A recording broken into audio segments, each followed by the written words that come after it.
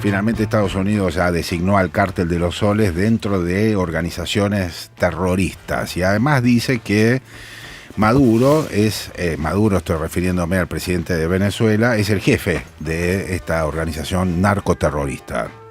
Y por eso están argumentando de esta manera todo el despliegue ya activo, porque antes había un despliegue militar en la zona del Caribe Sur que no estaba activado, o sea, estaban los barquitos ahí, ahora no están total. A mí este es uno de los temas más preocupantes, porque cuando alguien despliega este tipo de armamento, este arsenal, en un lugar cercano a la costa de Caracas, a Venezuela, es porque algo va a hacer.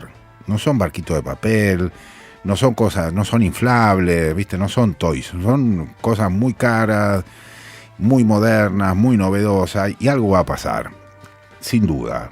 Pero lo advierto porque estamos entrando en una etapa muy distinta de la geopolítica en la región, por eso traje algunas cosas vinculadas a eso, para que entendamos qué es lo que está pasando en el mundo en relación a la presidencia de Trump y al movimiento militar que está habiendo en el mundo, en donde claramente Latinoamérica pasó a ser uno de los ejes con esta excusa del narcoterrorismo o los narcoestados, así como se lo dijeron a Petro de Colombia, también se lo dicen a Maduro, y yo no sé cuánto tiempo hay que esperar para que algo pase. Seguramente no haya un desembarco al estilo iraquí, al estilo de Kuwait y demás, porque el que se quema con leche ve una vaca y llora, entonces van a hacer otro tipo de intervenciones que serán más quirúrgicas, como le dicen ahora, asesinatos selectivos y cosas por el estilo.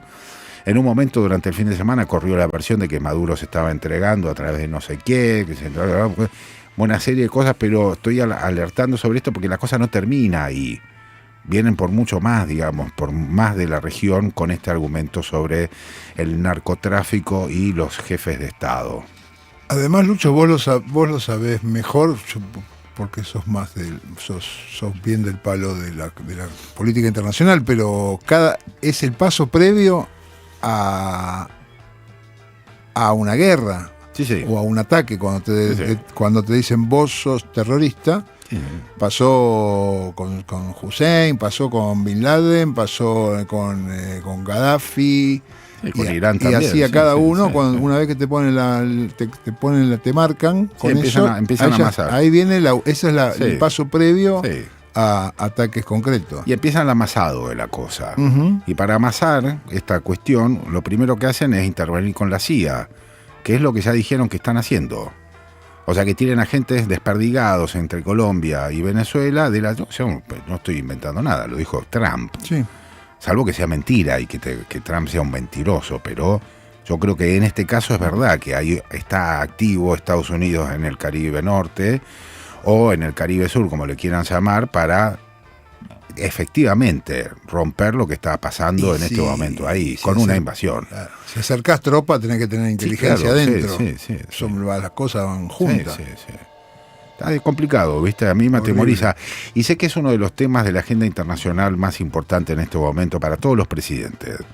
Fundamentalmente para Sheinbaum y para Lula. O sea, la presidenta de México, que tiene también despliegue en el Golfo de México, de tropas, no de tropas, sino de embarcaciones, de barcos, de guerra y de aviones, que también está preocupada, y Lula también, porque está en un momento de negociación peluda, dura, con Estados Unidos, aunque está todo bien, viste que había un mundo de súper amenazas contra Brasil, ya está todo mucho mejor, bajaron los aranceles.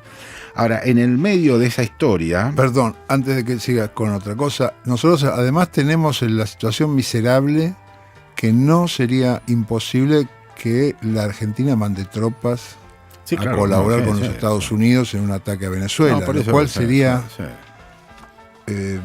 no sé qué palabra ponerle. Está complicado, ese punto. Sí, es triste, es peligroso, además, es muy peligroso.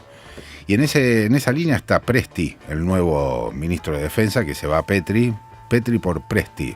Bueno. Presti es un militar, es la primera vez que está pasando esto en un Ministerio de Defensa Democrático. Es una persona que no tiene antecedentes vinculados a derechos humanos más que su padre. Su padre sí tiene antecedentes, ya falleció antes del juicio por delitos de lesa humanidad porque tenía su unidad operativa en la ciudad de La Plata, pero Presti no, por la edad que tiene, Es una persona que egresó, creo que o ingresó a estudiar como en la carrera militar en el año 82, 83, ya era etapa alfonsinista. Bueno, es lo que está pasando con la mayoría de los militares, ya generacionalmente no quedaron militares vinculados en actividad, ¿no? Me refiero vinculados a los años del terrorismo de Estado. Pero bueno, Presti lo primero que hace fue comprarle unos camiones, los Strikers, a Estados Unidos. Pero ¿Viste? se acaba de asumir. Sí, y los van a exhibir ahora. ¿Ya hizo una compra? Los van a exhibir, sí, con Presti y Petri. Son los hermanos Presti. Bueno. Los Strikers son un medio para el ejército, tienen capacidad de desplazar tropas para distintos lugares. Es eso, es un armamento de altísimo nivel para transporte de tropas y otro tipo de utilizaciones o utilidades que se le pueden dar poniéndole que sea un lanzacohete, un lanza no sé qué y toda esa cuestión. Pero quiero decir, Argentina está en esa línea, por eso a mí me preocupa también, porque así como pasó lo que pasó en el año 2019 con Bolivia, en el que la Argentina de Macri no tuvo ninguna duda en aportarle material para las masacres que se hicieron en el golpe de Estado de Yanín Áñez, algo de esta naturaleza puede pasar con Argentina en un futuro porque está alineada absolutamente con las políticas norteamericanas, estadounidenses. No pasa lo mismo con otros países, ¿no? Brasil fundamentalmente es el que está diciendo, acá tenemos un quilombo grande y grave. Y fíjate lo que pasa también durante el fin de semana en Brasil. Bueno, todos ya sabemos a esta altura, es lunes, que lo metieron... Bolsonaro tiene una condena de 27 años a prisión por intento de golpe de Estado, ¿no? Eso ya está la condena.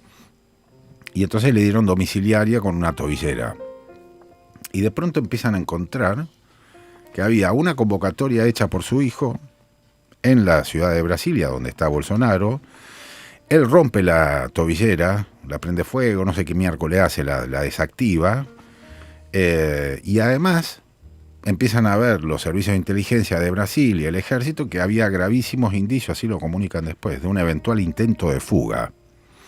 ¿Cómo estaba armado esto? Con una manifestación que hacía el hijo de Bolsonaro cerca de la embajada de Estados Unidos en Brasilia, para que Bolsonaro padre vaya ahí a la manifestación sin la tobillera y se encanutara directamente en territorio de la embajada, de manera de poner el registro del conflicto sobre la justicia sobre Bolsonaro en un registro internacional, que es ya un conflicto, ya no es lo mismo, ¿viste? Tener que sacar a un tipo de su casa que tenerlo que sacar de una embajada.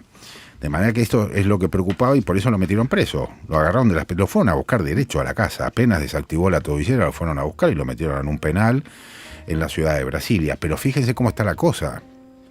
Cómo está entre el Caribe, esto que estamos hablando sobre la posición argentina, lo que está pasando con Bolsonaro. Son todas cosas que están engarzadas, están enganchadas unas con otras, ¿no? Y esto está pasando justamente en el momento en el que se está desarmando la hipótesis del conflicto que sostuvo estos últimos 4 años de la vida de la política exterior de todos los países, que es el conflicto ucraniano. Yo se los conté muy por encima el jueves, le dije, se va a resolver, porque como esa es la ventaja de haber ido a Ucrania. Entonces yo tengo colegas y gente que me avisa antes de las cosas que van a pasar porque están muy cerca, ¿viste? de las situaciones. Uh-huh. Y ya la semana pasada era muy claro que Estados Unidos estaba interviniendo para resolver el problema de Ucrania, llegar a un acuerdo de paz. El miércoles empiezan a esbozarse las primeras ideas de acuerdo y se instalan. Marco Rubio, el secretario, el canciller norteamericano, se instala en Bruselas y empieza a armar los 28 puntos del acuerdo entre Ucrania y Rusia para darle final a la guerra. Que no es un acuerdo, es una imposición lo que hay. ¿Está claro? O sea, lo primero que hizo Estados Unidos fue quitarle la ayuda militar y quitarle la ayuda financiera a Ucrania. Ya llevaban puesto alrededor de 800.000 millones de dólares, para que tengamos una idea de cuál es el nivel de asistencia que tuvo Estados Unidos o de intervención que tuvo Estados Unidos en el conflicto que lleva ya 4 años, ¿no? Entonces, básicamente los 28 puntos hay varias cosas para nombrar, pero lo más importante es que si se firma el acuerdo va a ser por 30 años. ¿sí? Y cualquiera que lo viole se corta lo que se llama la garantía de Estados Unidos, que se compromete junto con el resto de los países de la Unión Europea a la reconstrucción, etcétera, etcétera, de un país que está devastado, está hecho mierda por estos últimos 4 años de guerra, ¿no? Además le piden a Rusia no atacar, ni siquiera a los de la OTAN, que van a reducir la cantidad de milicos de parte de las fuerzas ordinarias, así se les llama, porque hubo mucho ejército no regular, ¿viste? Ejércitos formados por mercenarios que estaban financiados por un empresario de pronto. Yo eso lo vi, viejo. A mí no me lo contaron. Lo hablé con unos tipos en Ucrania que sí, ganaban $1.500, más casa y comida, y se llevaban esa platica al bolsillo derecho, y eso estaba financiado por este grupo de empresarios ucranianos que no querían, bueno, que estaban interviniendo a favor del gobierno de Kiev, ¿no? Hay un montón de cosas entre los 28 puntos. Lo que les puedo decir, que es lo más importante, que es las provincias o los lugares, los territorios que estaban en disputa quedan en manos de Rusia, que son la provincia de Lugansk y Donetsk, y además otras 2 provincias que son muy importantes, que son Jersón y Zaporozhia, quedan ahora como están. O sea, hay parte de Zaporozhia y de Jersón que la tienen el ejército ruso y parte que la tiene el ejército ucraniano. Eso va a quedar así, de acuerdo a estos 28 puntos. Y por otro lado, las zonas del Donbass, o sea, de Lugansk y de Donetsk, en donde están todavía fuerzas ucranianas, se tienen que rajar de ahí. Además tienen que aceptar el idioma ruso como oficial. Hay una serie de cosas muy importantes que tienen que ver con el acuerdo. Hay otro punto para mí particularmente me importa mucho, que es la central nuclear de Zaporozhia, que es una central nuclear grande de 5 reactores que está sobre el río Dnieper. Esa central ahora está paralizada, ¿viste? Uh-huh. La paralizaron y se la repartieron en custodias entre los rusos y los ucranianos, y hubo una muy eficaz intervención del organismo de Naciones Unidas para temas atómicos, que lo dirige un argentino como Rafael Grossi, a ese organismo, que el tipo viajó muchas veces y se encargó de que por lo menos no tiren unos cuetazos a la cúpula de los reactores nucleares. Claro. Porque eso está caliente todavía y genera radiación.